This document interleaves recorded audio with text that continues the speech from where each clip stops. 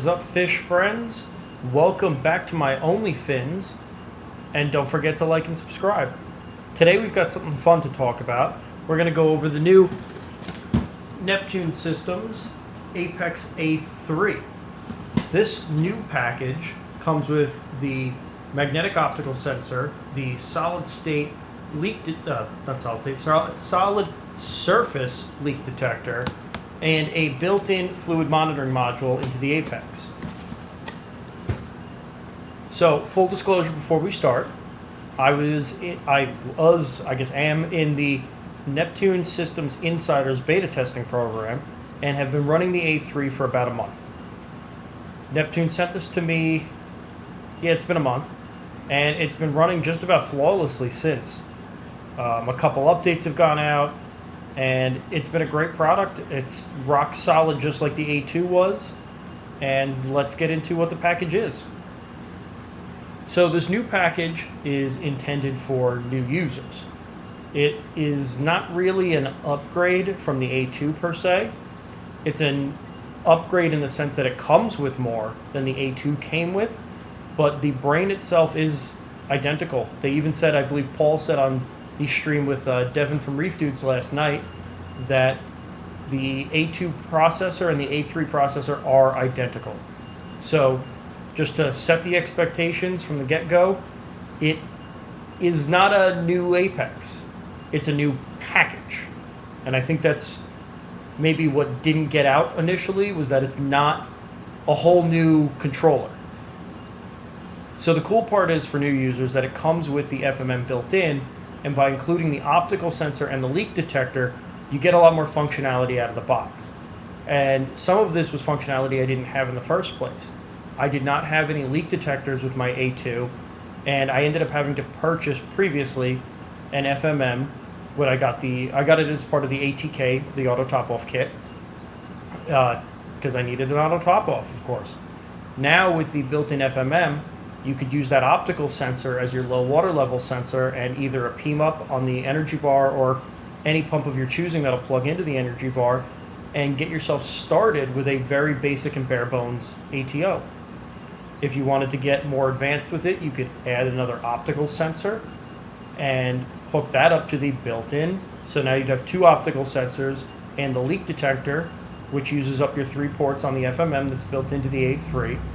And all you need is the pump. And now you've got this same kit, basically, as an ATK plus an A2. So I think it's a great package for new users to dive into it with a little more oomph than before. And then they created a dialed back version, the Junior now, for those that really don't want to jump in at all, really. The cool part about that one is, while it looks like it's just a monitor, it does have connections so that you can go to control down the road. It doesn't come with any energy bars, but you can decide to pick up a used EB8, maybe you fix an 832, or you decide to jump in and start buying more new EB832s. It gives you a way to ease yourself into it, especially if you don't plan on going crazy. Like, in my case, it'd be great for my Nano, where it's soft corals, I pay no mind to it. You know what? The Junior would be nice because I can see it, I can keep track of pH and temperature, and get alerted if there is a problem. Right now, I don't know about those problems if they were to occur, but that's the trade-off of not having a controller, and that's kind of why I needed a controller in the first place. Was I like knowing. That's the big thing, is the monitoring. So I'm glad they created an entry-level option as well. So here it is in all its gray glory, we'll call it. The new A3, which looks exactly like the A2 with the exception of the fluid monitoring module built into it. You can see here I have that wired up right under here, if it'll tilt. Let's get in there. There you go. Mine is installed and up and running, so I didn't want to pull it out for you guys. Should have taken pictures or videos before that, but hindsight's 20/20. So that's the big difference. And here on my controller rack, you'll see that I removed my FMM that was here, and in my previous video I talked about installing an FMM in the basement. that is where that one went. So this allowed me to expand there. However, that really wasn't the goal here, but we'll talk about that a little more in a minute. This thing's been running for a month that I've been beta testing it, and we had to replace one part, but otherwise this thing's been great. And the experience beta testing was great as well. So as you can see with the way I have mine set up, it's doing actually just what I described before as running my auto top off. The only difference here is if you saw my video last week, I have that FMM in the basement, which was mostly only necessary because I don't have an EB832 down there. Although for the optical sensor, I didn't need it, but that was an add-on, of course. So my PMUP is in my basement being triggered by I've got the two optical sensors in the sump up here that go to the A3. Those two optical sensors, as from the ATK, are the low and the high level. Then with the PMUP now in the basement, I don't need that FMM that's down there. I could have used the standalone power supply. I could have used, and I may even, just because the PMUP doesn't have a ton of head, I think I'm flirting with that shut-off head level. It says 14 feet, so I upped to 3/8 tubing, and I was able to get more flow, but that's another discussion. So you could use, let's say you put a CJ's Utility 0 down there on an energy bar, and now your A3 is turning it on and off with the sensors up here, and you didn't even need to buy another FMM.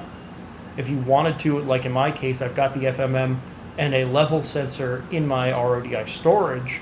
Now that turns on my RODI to refill my storage tank.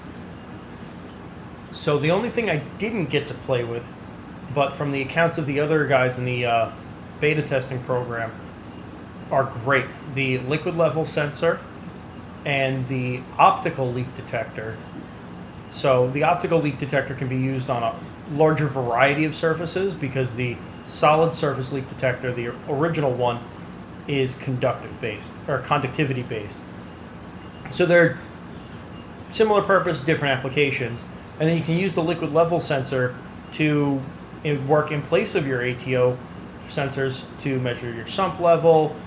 I'm actually going to try to get myself a set. I'll probably end up buying them when they become available and putting one in my, two total. One in my RODI bin and the other in my saltwater mixing bin, just to keep track of the levels, and hopefully it'll smooth out some of my measuring with the salt. I don't have a good salt level measurement, but that's whatever. It's a DIY thing. I don't mind fiddling with it a little bit. But overall, I think it's a great package. It's simple. It's the same setup as the A2. In fact, they streamlined things a little bit in the app to get you into tasks. So for new users, this was a big step for them. Obviously for us existing users, there's no need to run out and buy an A3 to replace your A2. It works the same. It is more or less the same. But if it's your first controller, I think that this A3 is a great option. You can jump right in, lots of extras and goodies that come with it, and you get more functionality out of it it's a little more money than the A2 was released for. I want to say it's $50. I'm not sure off the top of my head. Which is a small price difference considering it comes with a lot more functionality. So I think Neptune really stepped up in value here for that package. But overall, I've had a lot of fun beta testing it. It was a great experience, and if you get the opportunity, I highly recommend signing up for the Neptune Systems Insiders when they look again. I'm sure there will be things in the next year or two, who knows when, that they'll be looking for people to sign up for. I'm glad I got to do this as a first-time beta tester. I'm an electrical engineer. I like tech and gadgets and control systems. So it was fun to play with this and try it out and basically start over from scratch with my system a little bit with the old system for reference. So it was a good experience overall, and I would absolutely do it again. So that leaves me with a question, I guess, for going forward. I plan on setting up a frag system in the basement, and now I've got some options. Do I get a junior for that tank? Do I just buy more modules and attach it to the A3? Do I get a junior for the Nano and put the A2 on the frag system? Or do I leave the A2 on my Nano? Or do we adventure to a different controller and try something else out? I don't know yet. I am open to trying new things, playing with new gadgets. But tell me what you think about the controller and other controller options in the comments below. Don't forget to like and subscribe, and we'll catch you next time.